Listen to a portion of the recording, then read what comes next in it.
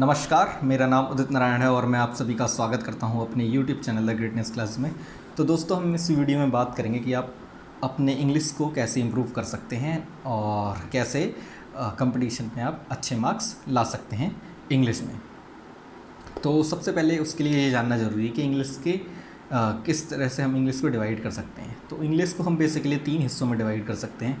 पहला होता है आपका ग्रामर सेक्शन, दूसरा होता है आपका वोकैबुलरी सेक्शन और तीसरा होता है जो सबसे इम्पोर्टेंट है वो है आपका कंप्रीहेंशन सेक्शन। ठीक है, तो देखो जैसे आप कोई भी एग्ज़ाम उठा के देख लो, खासकर एसएससी का, तो उसमें सबसे ज़्यादा जो वेटेज होती है वो होती है इंग्लिश की।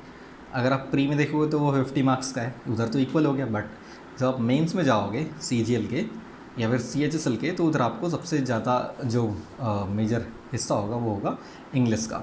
सीजीएल में जैसे 135 मार्क्स की आती है। ठीक है, तो यू कैन नॉट इग्नोर तो छोड़ो, आप ज़रा सा भी अवॉइड नहीं कर सकते। बिना आपको इंग्लिश में without scoring 120 plus score you can not expect selection in exam.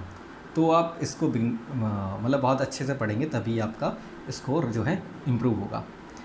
देखो ये रहा मेरा मेंस का स्कोर कार्ड। इसमें आप देखोगे कि मेरा स्कोर मतलब सिर्फ जीके में ख़राब आया है, अदरवाइज़ मेरा स्कोर ठीक ही ठाक है। इंग्लिश में देखो मेरे से 2 क्वेश्चन गलत हैं। ठीक है, सो मैं आपको बहुत बेसिक चीज़ें बताऊंगा जो मैंने फॉलो की हैं और जिससे मेरा स्कोर काफ़ी ठीक ठाक ही रहता है, मतलब बेकार तो नहीं कह सकता मैं, है ना। तो देखो मैंने क्या करा है कि मैंने जो किया है वो मैंने देखो जो एक बुक होती है नीतू मैम की वॉल्यूम 1 की ग्रामर की, वो पढ़ी है। ठीक है, वोकेबलरी और आपका ग्रामर पोर्शन के लिए। ठीक है, तो आप इस बुक को कैसे यूज़ कर सकते हैं। देखो आपको क्या करना है कि अगर आप बिगनर हैं तो आपको क्या करना है कि आप सबसे पहले एक चैप्टर पढ़िए और देन उसके पीछे के जो क्वेश्चंस हैं वो सॉल्व करिए। ठीक है, उससे क्या होगा, आपको जो आपकी चैप्टर पे पकड़ है वो मजबूत होगी। ठीक है, और क्या करना है आपको कि जो उसके पीछे की वोकैबलरी है ना, आपको वो पढ़ना है। आपको पढ़ना है, सिर्फ रीडिंग करनी है मल्टीपल टाइम, मीन्स आप कंटिन्यूसली आप उसको रीड करते जाना है। धीरे धीरे आप देखो कि आपको वो चीज़ें याद हो जाएंगी। ठीक है, जैसे कि आप पीछे की तरफ जाओगे तो एक आपको पहले कंफ्यूजिंग वर्ड दिए होंगे, है ना। अराउंड 150 है वो, फिर वोकैबलरी है जो कि अराउंड 700 है, फिर वन वर्ड सब्स्टिट्यूशन है जो 500 है, और उसके बाद फ्रेजल वर्ब्स है ना जो कि अराउंड आपके 6.5 से अराउंड 2 चैप्टर में डिवाइड। ठीक है, तो आप उसको इस तरह से आपको पढ़ना है कि आप 300 से 400 डेली पढ़िए ताकि आपका जो है वो कवर अप हो जाए 7 से 8 दिन में आपका वोकैब सेक्शन।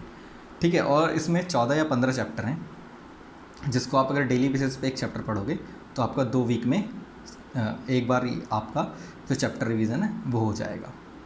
ठीक है, अगर आप इस तरह से लगातार पढ़ते रहेंगे तो आई डोंट थिंक कि आपको कभी भी कोई प्रॉब्लम आएगी, है ना। फिर आप बात आती है, देखो ये तो हो गया आपका ग्रामर पोर्सन और आपका हो गया वोकैबुलरी पोर्सन। अब हम बात करते हैं कि आप कंप्रीहेंशन किस तरह से सुधार सकते हैं। तो आप कंप्रीहेंशन के लिए आपको क्या करना है, या तो आप नोवेल पढ़ना स्टार्ट कर दीजिए, अदरवाइज़ आपको क्या करना है, आप अगर आपको बिल्कुल भी इंग्लिश समझ में नहीं आती तो go with the basic newspaper, that is the times of India, the Hindustan times और टाइम्स ऑफ इंडिया। ओके, उसमें बहुत बेसिक जो है ग्रामर यूज़ करी जाती है, बेसिक लैंग्वेज होती है, मींस कि बेसिक लैंग्वेज मतलब कि इजी लैंग्वेज यूज़ करी जाती है जो कि समझने में काफ़ी इजी होती है कंपैरेटिवली द हिंदू और द इंडियन एक्सप्रेस के। ठीक है, न्यूज़पेपर की बात कर रहा हूँ मैं, है ना। तो और अगर आपको थोड़ा बहुत अच्छे समझ में आता है इंग्लिश तो आप you can go for the Hindu और द इंडियन एक्सप्रेस। ठीक है, आपको अब ऐसा नहीं कि आप न्यूज़पेपर पढ़ रहे हो तो पूरा दिन न्यूज़पेपर ही पढ़ते रहेगा पूरा, है ना, ऐसा नहीं होता। आपको 1-2 आर्टिकल एटलीस्ट पढ़ने हैं, 2 से 3 बस, मैक्सिमम 3। आप इतना कर लोगे तो मेरे हिसाब से आपको इंग्लिश में कोई प्रॉब्लम नहीं आएगी।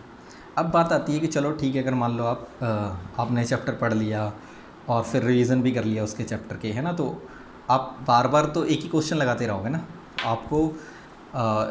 आपको वैरायटी तो नहीं मिलेगी उसमें, है ना।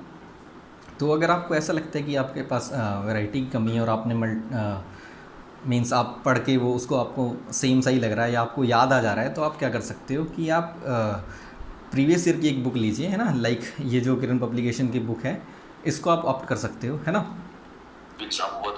इसमें आपको क्या मिलेगा, इसमें आपको देखो 2025 तक के आपको जो है 2025 मतलब कि जो 2024 का मेंस हुआ है एसएससी सीजीएल का, वहाँ तक का आपको मिल जाता है 2018 से लेकर, है ना। ठीक है, प्रीवियस ईयर बेस ही है, तो आपको इसमें क्या होगा कि सारी वोकैबुलरी, सारी ग्रामर, है ना, चैप्टर वाइज, टॉपिक वाइज मिल जाएगी। ठीक है, और जिससे कि आपको बहुत फ़ायदा मिलेगा आपको, क्योंकि अब देखो प्रीवियस ईयर बेस ही लगभग 80 to 90% जो क्वेश्चंस होते हैं वो रिपीट होते हैं। तो अगर आप पढ़ोगे, लाइक इसमें चैप्टर वाइज भी दे रखा है, तो आपको बहुत फ़ायदा देने वाला है, ठीक है। और दूसरी बात कि इसमें कंप्रीहेंशन भी आपको मिल जाएगा, ठीक है, तो जिससे कि आपका जो कंप्रीहेंशन की प्रैक्टिस है वो भी हो जाएगी, है ना। और एक और इन्होंने क्या खास बात करी, ये इन्होंने एआई इनेबल कर दिया अपनी बुक को, जिससे कि आपको आप इससे क्या कर सकते, क्विज किसी चैप्टर के दे सकते हो, है ना, और टेस्ट दे सकते हो, ठीक है। तो इस तरह से ये बुक आपके लिए हेल्पफुल हो सकती है, ठीक है। तो दोस्तों अगर आपने इतना भी कर लिया ना, तो मेरे हिसाब से मुझे ये लगता है कि you need not to worry about the things, okay. तो आप इतना कर लो और आप देखोगे कि आपकी इंग्लिश जो है काफ़ी इम्प्रूव हो चुकी होगी, ठीक है। तो और आपके अगर कोई सजेशन है तो आप मुझे कमेंट सेक्शन में बता सकते हैं, और नहीं तो मिलते हैं हम अपनी नेक्स्ट वीडियो में, ठीक है। चैनल को सब्सक्राइब कर लीजिएगा अगर आपने नहीं किया है तो। Thank you.